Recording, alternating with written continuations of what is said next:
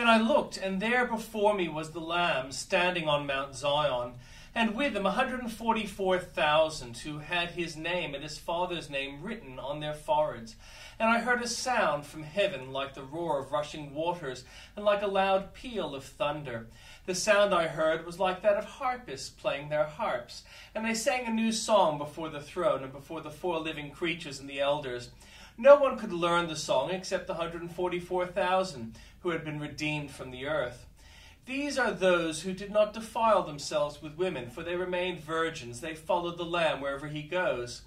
They were purchased from among mankind and offered as first fruits to God and the Lamb. No lie was found in their mouths. They are blameless.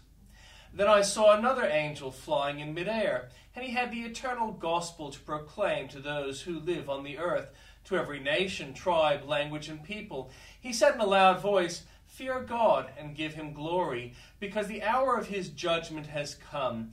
Worship him who made the heavens, the earth, the sea, and the springs of water."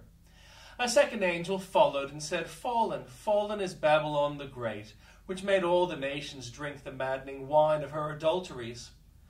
A third angel followed them and said in a loud voice, "If anyone worships the beast and its image and receives its mark on their forehead or on their hand, they too will drink the wine of God's fury, which has been poured full strength into the cup of his wrath. They will be tormented with burning sulfur in the presence of the holy angels and of the Lamb, and the smoke of their torment will rise forever and ever. There'll be no rest day or night for those who worship the beast and its image, or for anyone who receives the mark of its name. This calls for patient endurance on the part of the people of God, who keeps his commands and remains faithful to Jesus." Then I heard a voice from heaven say, "Write this, blessed are the dead who die in the Lord from now on." "Yes," says the Spirit, "they will rest from their labor, for their deeds will follow them." I looked, and there before me was a white cloud, and seated on the cloud was one like a son of man, with a crown of gold on his head and a sharp sickle in his hand. Then another angel came out of the temple and called in a loud voice to him who was sitting on the cloud, "Take your sickle and reap, because the time to reap has come, for the harvest of the earth is ripe." So he who was seated on the cloud swung his sickle over the earth, and the earth was harvested. Another angel came out of the temple in heaven, and he too had a sharp sickle. Still another angel who had charge of the fire came from the altar and called in a loud voice to him who had the sharp sickle, "Take your sharp sickle and gather the clusters of grapes from the earth's vine, because its grapes are ripe." The angel swung his sickle on the earth, gathered its grapes, and threw them into the great winepress of God's wrath. They were trampled in the winepress outside the city, and blood flowed out of the press, rising as high as the horses' bridles for a distance of 1,600 stadia. And the Old Testament reading. A prophecy concerning Nineveh, the book of vision of Nahum the Elkoshite. The Lord is a jealous and avenging God. The Lord takes vengeance and is filled with wrath. The Lord takes vengeance on his foes and vents his wrath against his enemies. The Lord is slow to anger, but great in power. The Lord will not leave the guilty unpunished. His way is in the whirlwind and the storm, and clouds are the dust of his feet. He rebukes the sea and dries it up. He makes all the rivers run dry. Bashan and Carmel wither, and the blossoms of Lebanon fade. The mountains quake before him, and the hills melt away. The earth trembles at his presence, the world and all who live in it. Who can withstand his indignation? Who can endure his fierce anger? His wrath is poured out like fire. The rocks are shattered before him. The Lord is good, a refuge in times of troubles. He cares for those who trust in him, but with an overwhelming flood he will make an end of Nineveh. He will pursue his foes into the realm of darkness. Whatever they plot against the Lord, he will bring to an end. Trouble will not come a second time. They'll be entangled among thorns and drunk from their wine. They'll be consumed like dry stubble. From you, Nineveh, has come forth who plots evil against the Lord and devises wicked plans. This is what the Lord says. Although they have allies and are numerous, they will be destroyed and pass away. Although I have afflicted you, Judah, I will afflict you no more. Now I will break their yoke from your neck and tear your shackles away. The Lord has given a command concerning you, Nineveh. You will have no descendants to bear your name. I will destroy the images and idols that are in the temple of your gods. I will prepare your grave, for you are vile. Look, there on the mountains, the feet of one who brings good news, who proclaims peace.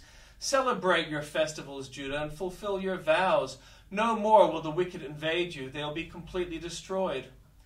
An attacker advances against you, Nineveh. Guard the fortresses, watch the road, brace yourselves, marshal all your strength.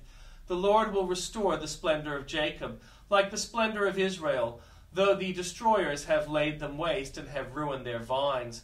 The shields of the soldiers are red, the warriors are clad in scarlet, the metal in the chariot flashes on the day they are made ready. The spears of juniper are brandished, the chariots storm through the streets, rushing back and forth through the squares. They look like flaming torches, they dart about like lightning. Nineveh summons her picked troops, yet they stumble on their way. They dash to the city walls, the protective shield is put in place. The river gates are thrown open and the palace collapses. It is decreed that Nineveh be exiled and carried away. Her female slaves moan like doves and beat on their breasts. Nineveh is like a pool whose water is draining away. Stop, stop, they cry, but no one turns back. Plunder the silver, plunder the gold. The supply is endless, the wealth from all its treasures. She is pillaged, plundered, stripped. Hearts melt, knees give way, bodies tremble, every face grows pale. Where now is the lion's den, the place where they fed their young, where the lion and lioness went and the cubs with nothing to fear?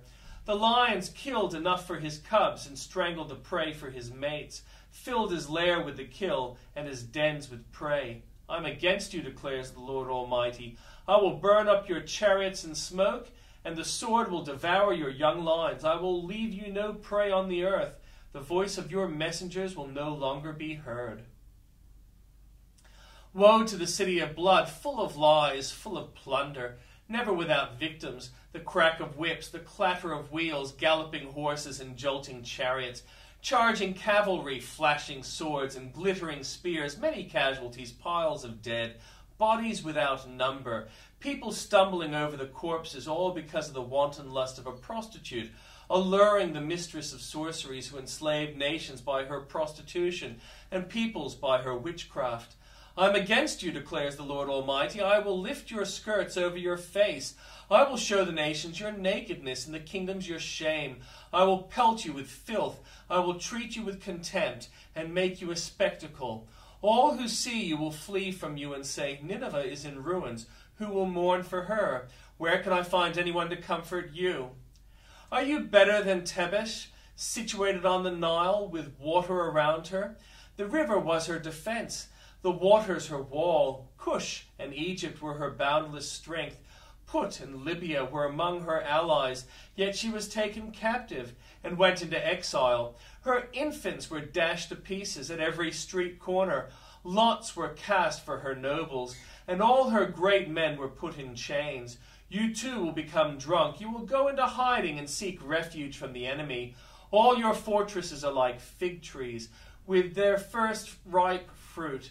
When they are shaken, the figs fall into the mouths of the eater. Look at your troops. They are all weaklings. The gates of your lands are wide open to your enemies. Fire has consumed the bars of your gates. Draw water from the siege. Strengthen your defenses. Work the clay. Tread the mortar. Repair the brickwork. There the fire will consume you.